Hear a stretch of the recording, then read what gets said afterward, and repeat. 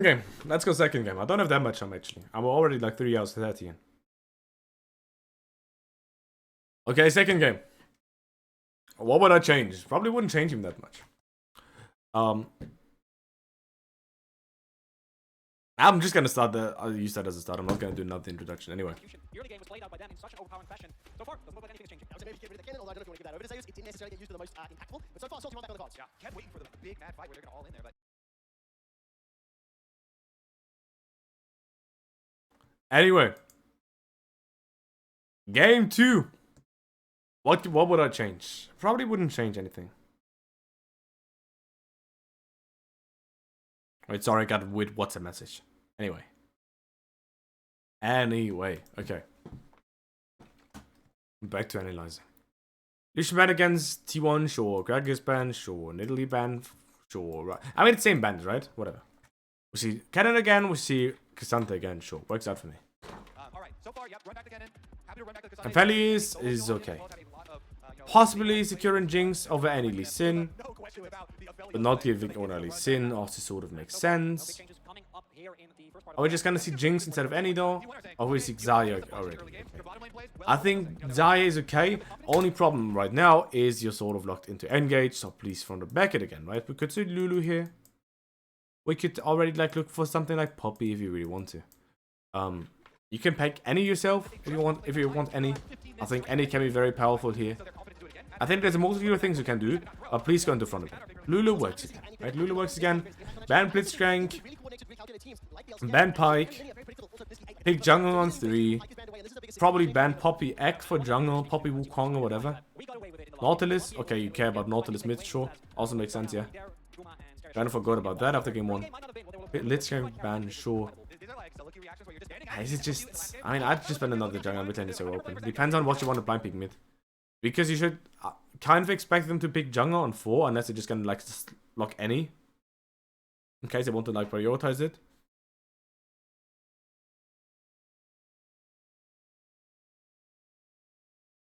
I think that's like kind of also okay. But you can either ban like mid laner in anticipation for what you want to pick. So maybe like the Sandra ban, for example, could work out against Faker because one of his comfort. And you might look for something like Ahri here yourself in case you want to play that.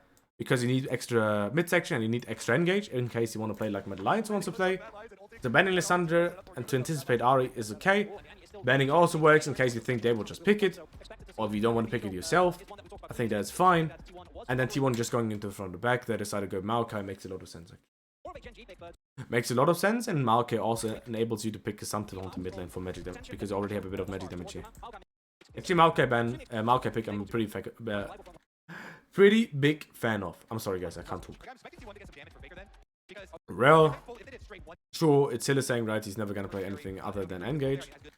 What is he mid? This is just Ahri. Is it just Ahri? It's a Sandra. I feel like if you go Ahri, they go to Sandra, it is a bit scary. I wonder if you just put Cassandra on the mid lane now and you just pick different top laner though. Because having something like Gwen now, I don't know about lane, but I feel like Gwen against the rest of the team is just kind of nutty. Mundo? Oh, Tristana is also disgusting. Huh? Oh, it's Karma top.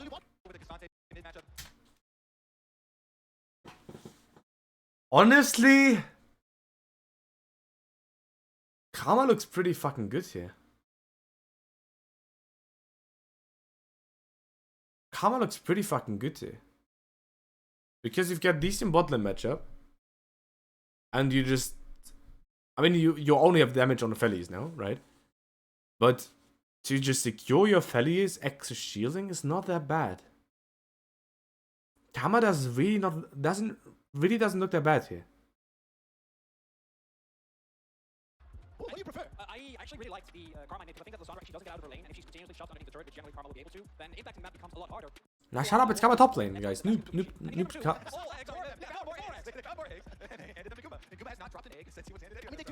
Anyway. Okay, so so T1 went into... Oh, I said G2. I mean... End of game 1... Yeah... Maybe this trying to focus a little bit. Anyway. So basically, what is going on? What is going on is Mad Lions, as always, playing their strong mid-section draft that they will try to do and into like team fighting, right? Mad Lions always tries to do that. Supportive mid laner, kind of carry jungle. Already second game they go Hylissang. I'm not sure why they prioritize that over Wukong or these sort of champions. Maybe to pick it away from Oner, which I think can make sense. I feel like Hylissang offers you less when it comes to team fighting. Vi's been out, right? So you can't really go for that.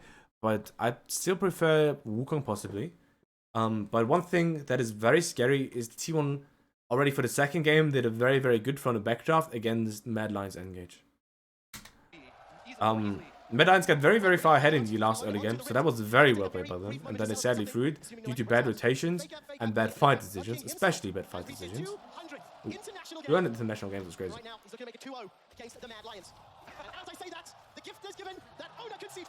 Mad Lions early game is really fucking good. Really fucking good early game by Mad Lions. What does T1 want to do? Well, T1 has a very good scaling draft. So Mad Lions doesn't have a bad team fighting draft, and they can always sort of win. But T1's draft is really, really scary. If Fellies against Engage is like how... Like, this is how you make a Fellies happy, right? Engaging into a Fellies is how you make a Fellies happy. The only problem for a Fellies is if he can get killed, right? So how can he get killed? Well, either by hardening, like by enough damage, having extra peel with Karma can work out quite well. And of course, flank. You've got Cassandra here. So Cassandra can look to end up like Cannon again. So that should be a decent position for T1 in case that happens. Our main idea here for me, as always, is Mad Lions needs to accelerate, right? Already similar to last game. They need to accelerate, and how do you do it? Or at best, you do it from mid. Even if you want to play 4 bot lane, right, which you definitely want to do this game, you accelerate through mid. So how do you do that?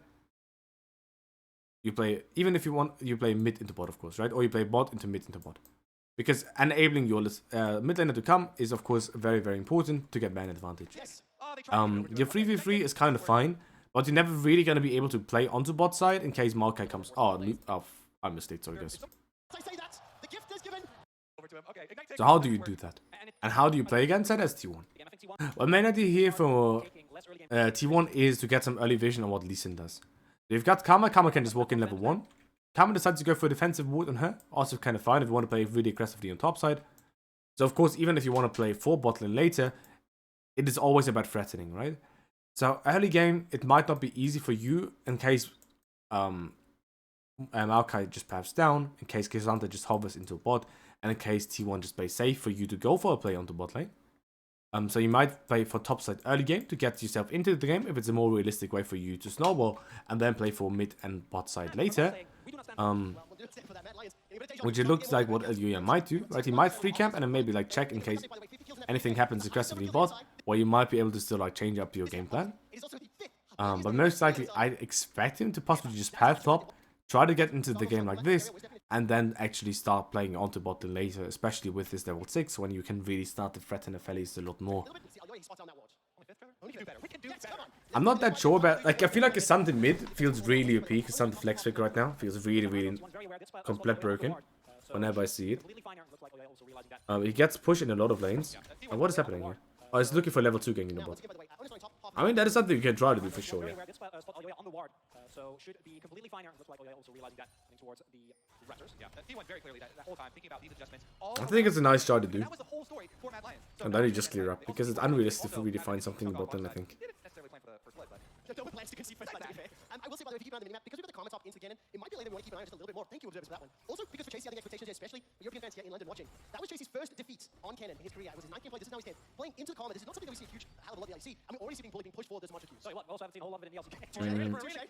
I wonder if he's going to look for top lane gang after. I know he's playing Hylissang, right? So Hylissang with your energy blue buff makes some difference. But otherwise, usually I'd always prefer to just take your normal camps.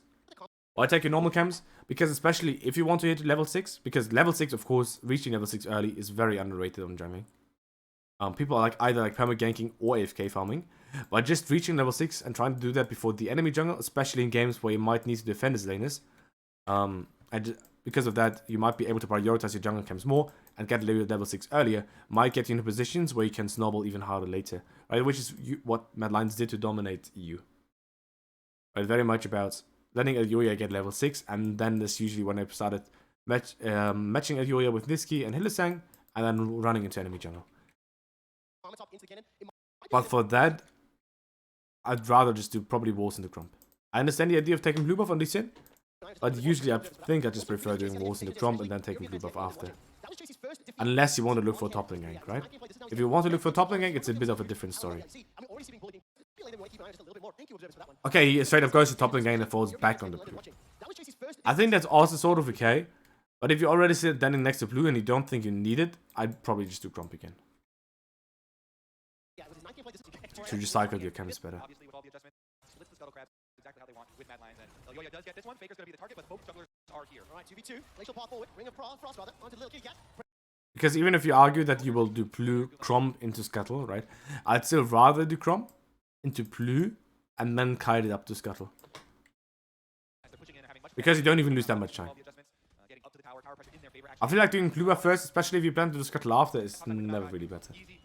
Towards the bottom side, splits the scuttle crab exactly how they want with Mad Lions, and Elyoya does get this one. Faker's going to be the target, but both jugglers are here. All right, 2v2. Glacial path forward. Ring of Frost rather onto the little kitty cat. Mad tries to snowball midsection, and they might be able to do it again. No, Oner shits on them. I mean, losing the play here mechanically just feels bad. And then bot lane also get shits on. Get shits on? Get shit on. Sorry, guys. I can't talk. I'm already streaming for 4 hours again. My bad. I struggle talking properly. Anyway, right? So we try to stop on midsection again. Makes sense, right? If you get the midsections going, if you get your Lissandra to the spot where she can actually contest priority fairly easily and just rotate it around with you, that is very, very nice because you want to accelerate. And you accelerate by threatening, and threatening is a lot easier if you have like a Lissandra with you, right? I feel like this game might sadly go a little bit more into the direction of... Wait, what happened?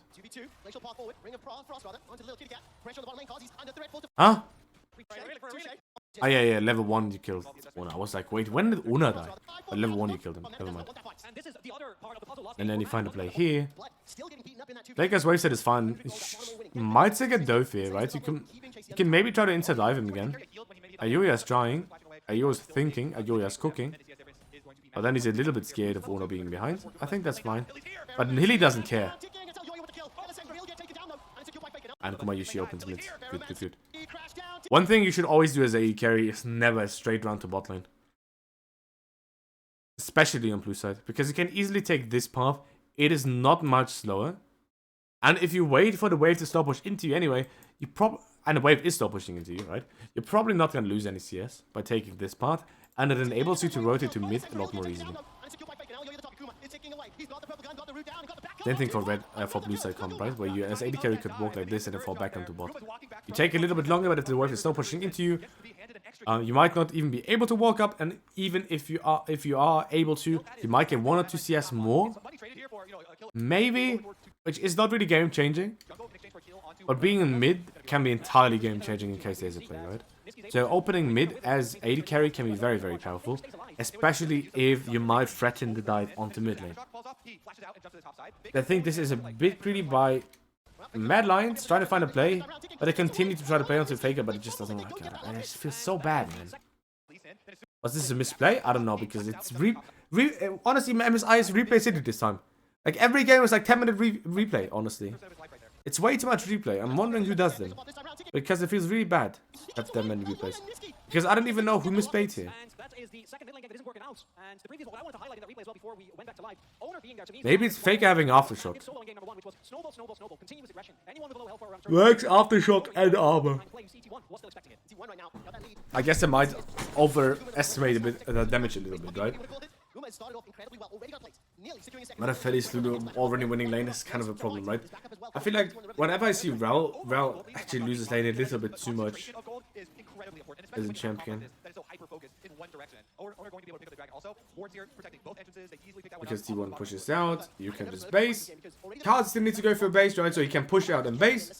So what you can do here as a Felix, you just open bot lane again. They need to go base, and then you start stacking wave, or you instant push. Can do both. 8 minutes is still normal wave, right? The wave that's coming right now after it's cannon. So you could technically slow push if you really wanted to. Or you can instant try to one-shot, pressure plating, you need to be answered in bot. If you're answered, you should, it's up to Herald, right? So you instant push out, threaten Blade, should already be able to get one because the Blade is on like 100 HP. And in case someone is here, you try to take the wave without dying and then shift into Herald.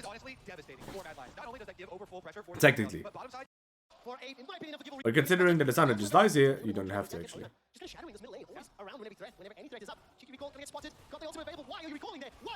And this is the result of not having push in bot lane, right? And this is when you watch my review. Having push in bot lane can be very, very beneficial when it comes to playing this sort of mid-section. Where you could argue that it is good for mid lines. You've got Rel into Lulu because Rel actually gets better, like has better plays on mid-section. But due to you having a Ferris Lulu, due to you having bot lane push, you're actually first in mid.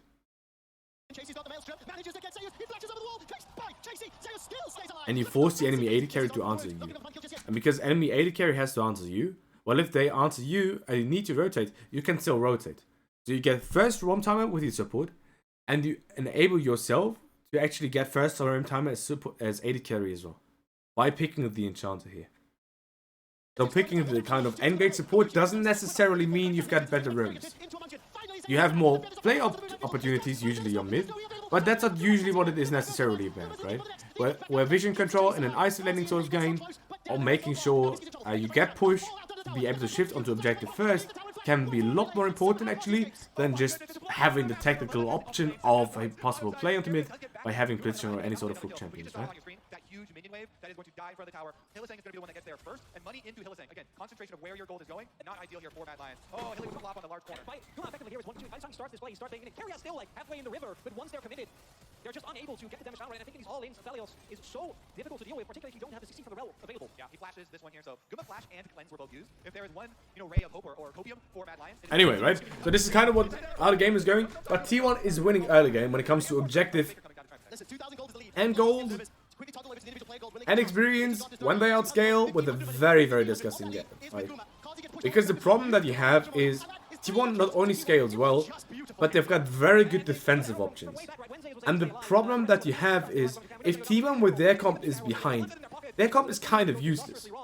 Why? Because they're very good at playing defensively, but you will give up most of the objectives. But the problem, and you don't really have good options to get back into the game because you don't really have good options to get catches, right?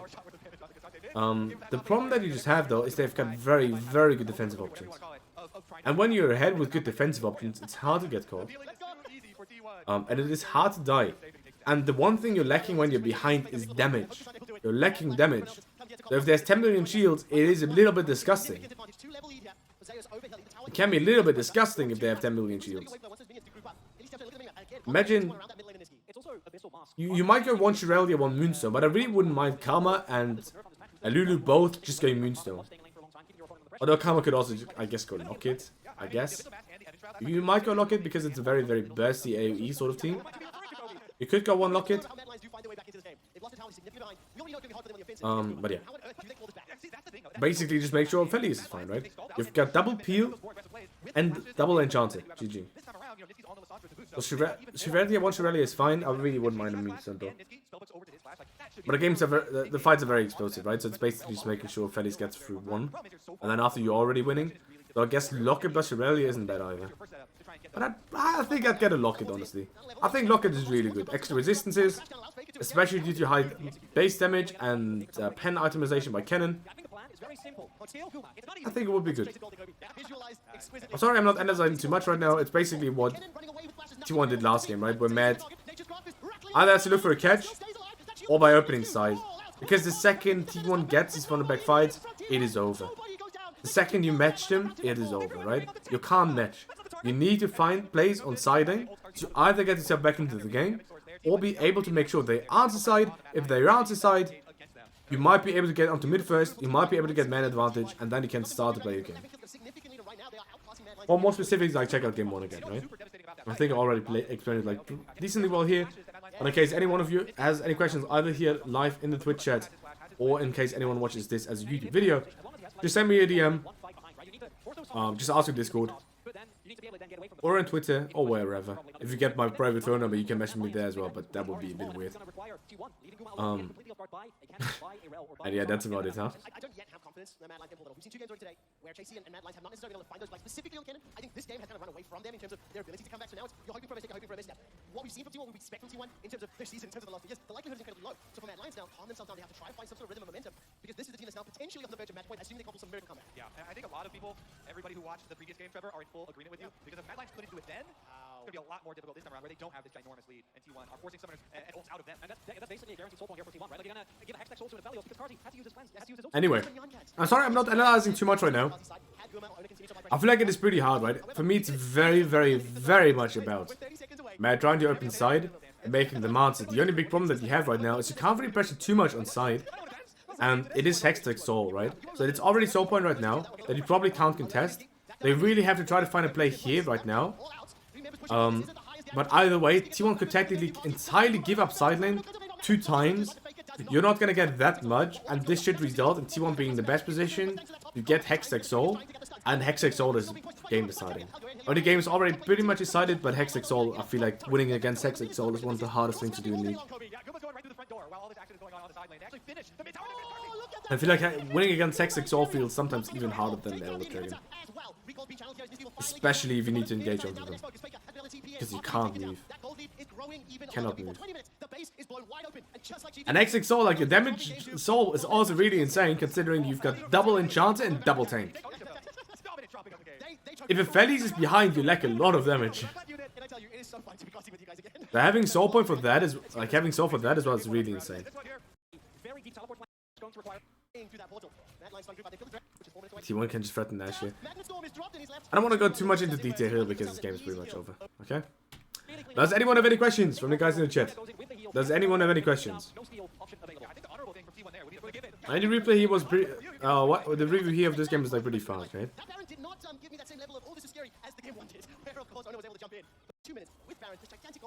I'm honestly not sure. Like, if there's anyone that can tell me possibility for Matt to win outside of trying to set up side, trying to get a catch, and then maybe get a man advantage on the mid, which is like the classic thing to do, then please let me know. I feel like looking compositionally, if you're behind against red side comp, it is so hard. Because even if you set up side, you need so many members to actually commit to side lane to kill them. Because Karma's super tanky, Cassandra is super tanky. Like, how do you kill them? I like what Elyoya is trying to do. You look for a possible flank, but here, like, you just don't have the damage, and you don't have the engage. Like, it's so hard, man. It's so hard. It's actually a very disgusting combat T1. It's actually a very, very disgusting combat T1. Imagine Gumayusi here also has, like, runes such as Revitalize. He's absolutely focused on everything so because he needs, like, extra damage, sure. But imagine he had, like, Revitalize, Revitalize and whatchamacallit. And, conditioning. He'd be such a full tank, man. But extra damage is also not bad, of course. Wait, what were his fights in this? What were his guns in this fight? He's actually playing blue-purple. Interesting, he's actually playing blue-purple. I guess he's burning through purple here and then he plays blue-red. And to be fair, it doesn't really matter. By considering they're like full engaging, like blue-red, I guess it's probably best. Blue-red-white. Blue-red, white-green, I guess rotation. Blue-red, white-green.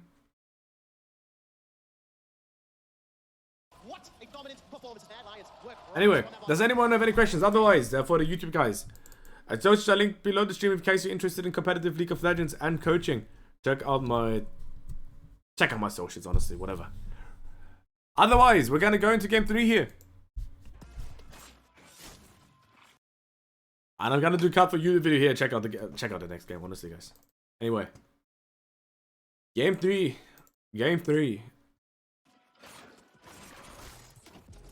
For the last game of the Madden G2 series.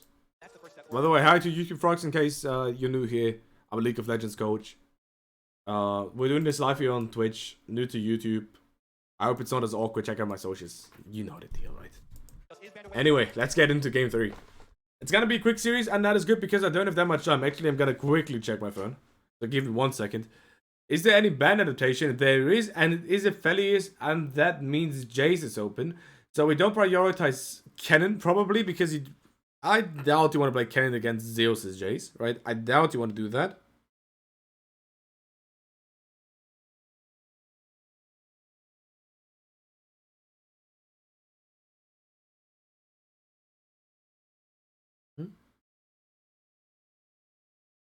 Anyway, right? So they prioritize K'Sante, I guess. Which is fine. If I'm T1, I'd probably still picking Kennen. Oh no, do you still go Jace? Okay, Jace. Okay, Jinx. Man, can T1 stop drafting good, please? Can you stop drafting good? Can you stop drafting good, for fuck's sake? Ezreal is so bait. Ezreal is so bait. Well, Ezreal Kindle can work. Ezreal is so bait. Ezreal is so bait. Ezreal can work well into Jinx. The only problem are tanks. Tanks are a problem. Tanks are enchanters are a problem. I'd probably just go Lulu again, to be honest. I probably already just locked Jinx Lulu. Yeah, thought for a second Tristana. Tristana's so broken here as well, for sure. Ahri is fine. Ahri's okay. I think Ahri's just whatever, though. Jinx and Ahri work very well together. The Maokai Jinx Ahri can still work quite well because it's front and back. It's counting back into re-engage, right? Kai back re-engage. Kai back re-engage. So in this way, Jinx and Ahri work very well together, and they've got different weaknesses. The Ahri very mobile, as extra backline axes. They've got very different weaknesses, so I actually quite like Jinx and Ahri together.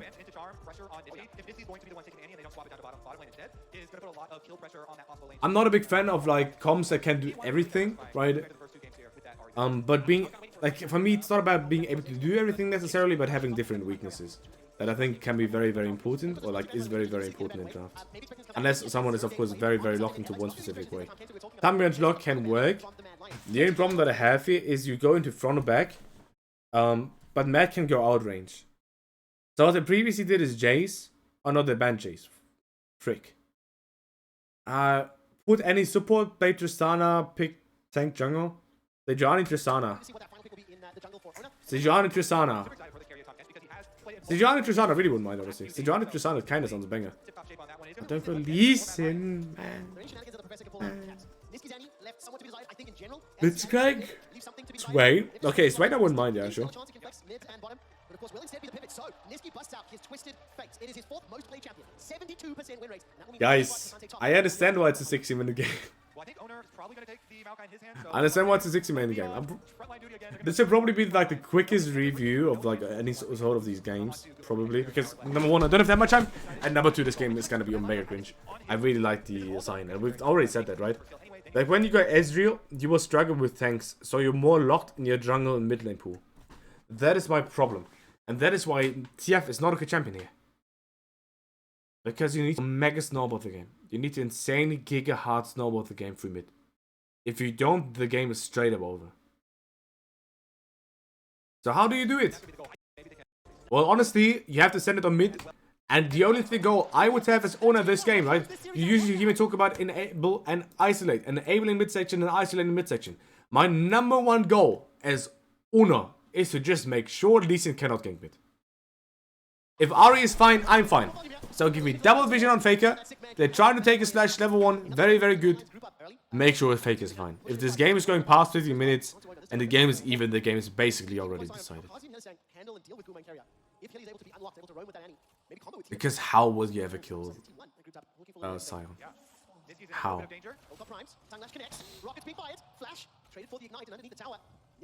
Nisqy losing flash is of course also making the mid lane a lot safer. Actually go for the invade. T1 does the EU special. T1 does the Adam special. The fucking Koreans are beating us with their own weapons. They're beating us with their own weapons. No. Now they only need to play like Olaf and Darius and we're fucked. What do we even do if they beat us with their own weapons? What do we even do if they beat us with our creativity?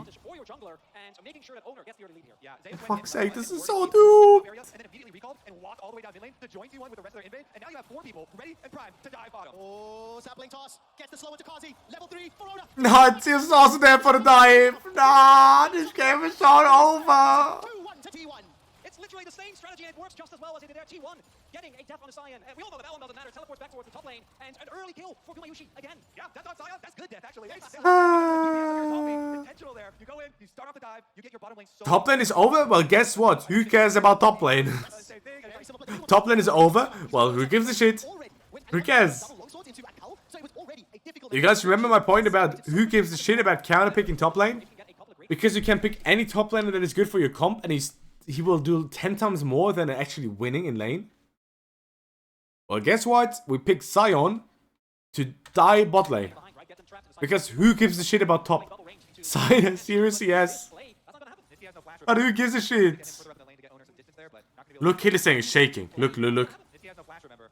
Faker trying to Hylissang is shaking. get Oner some distance there, but not gonna be able to Wait, is he actually shaking beneath the turret, or is it just the cam back quality? get further up the lane to get Oner some distance there, but not gonna be able to tank that wave for too long. Pretty stacked up. It's just so difficult for This Mad game's so Lions. The over. level 1 for T1 was outstanding. And the problem that you have here again, right, is the time, and this is like one of the way you isolate mid, right, and also like partly how you decelerate, right, which is weird to say because T1 is technically accelerating the game by diving.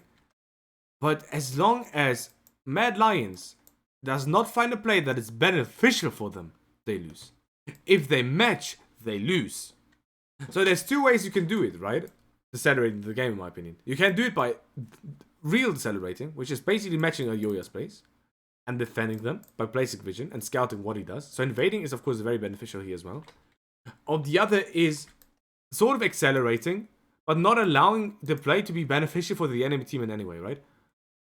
So the way you make sure the game is accelerated is either by matching or making the enemy jungle match you and handshaking. Both of that is decelerating in a way. Well, one is like kind of accelerating, but not in the way that Mad Lions wants to be accelerated, which is mid section. If mid is 1v1, this is favorite for T1. Oner flashes the heck out of there, good. Carzzy pretty good stepping forward from the dive, managing to escape. Had he been knocked up, Flame Chomp is down. That would have been a death. So Carzzy, this is something we And how do you win this game is mad. It is really much still about enabling midsection, I guess, but you're just gonna get perma-threatened in bot. Look, this is what I really like. This is also what I really was big upping Shield for. And of course, you also kill them here, which is like the best way to do it. But even if you don't kill them here, this is still insane. Why is it still insane? Because he's spot where Elyoya is, and you make sure he can't do anything. Like, this is insane. I'm gonna go thank you for the stream. Thank you for joining the stream. Well, it's nice you have extra input during this stream.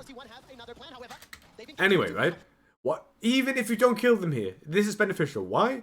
Because Elyoya can't do anything, which is bad for Mad Lions. And maybe this is also beneficial, like, maybe it also works out in your favor, but that's the most important thing. And because this also works in your favor, this is just a mega deal.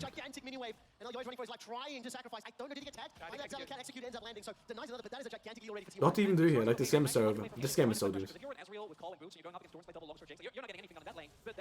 T1 got Adams. T1 got Adams. GG. I absolutely hate Sion level 1. I mean, it's been used effectively. I hate Sion level 1. I agree, man. This champion is so annoying, no? Isn't this champion so annoying? How do you crossfire onto Sion, right? It doesn't matter. And it's like tank v tank. Right, so Elyoya is trying here, which I like. I like that Elyoya is trying, but it's still so hard, man. It's what also T1 did like in game 1 to get back into the game, right? You sort of need to get back into the game to get your jungle inside of the game. But it just turns out your bot lane just dies even more for it because you're already too far behind. And now the game is so like, I know if I upload the video to YouTube right now, it's gonna be like 7 minutes. But YouTube frogs, right? If you want a good analytical analysis, check out the other games. Check out G2 Genji a little bit. But see, like, there's not much to say. Like, what do you even do? You have to pray for T1 to win. You have to pray for T1 to win. Maybe level 6.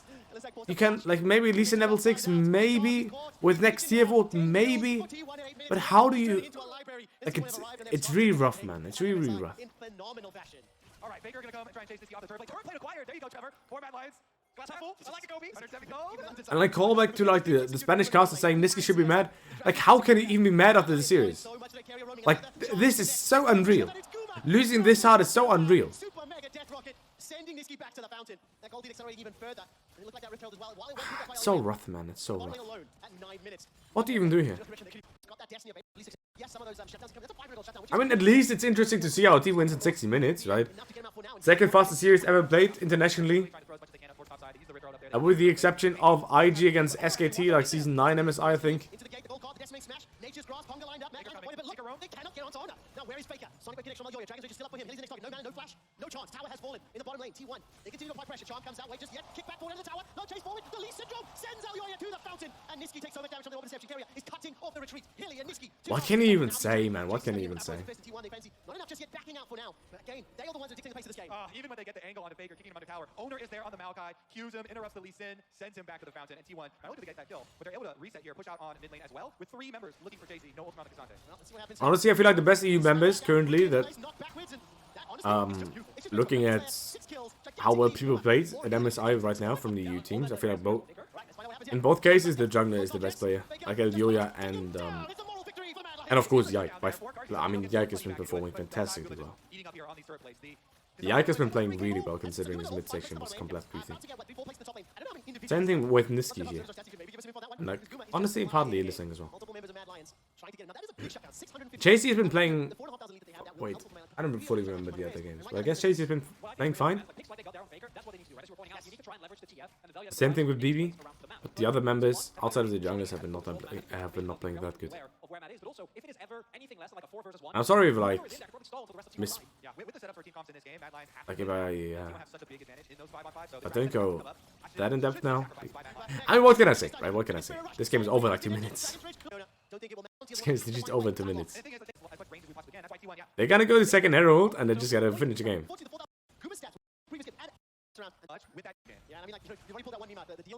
It's crazy. How do you win in like 1 minute from here? I mean, I guess you just run on top lane.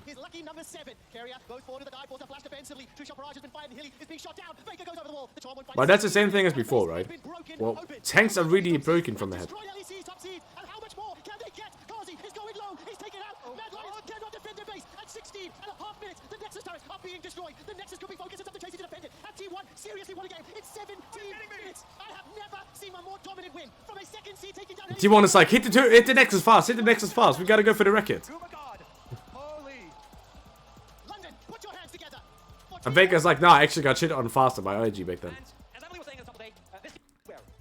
Okay, anyway, guys. I hope you guys enjoyed the stream. I hope you guys enjoyed the review. I'm gonna cut off the YouTube video here probably, right? So guys, check out my socials in case you're interested in League of Legends coaching and League of Legends reviews. Doing these reviews all on stream, so check out my Twitter and check out my Discord for links to that. And we're just gonna cut off here.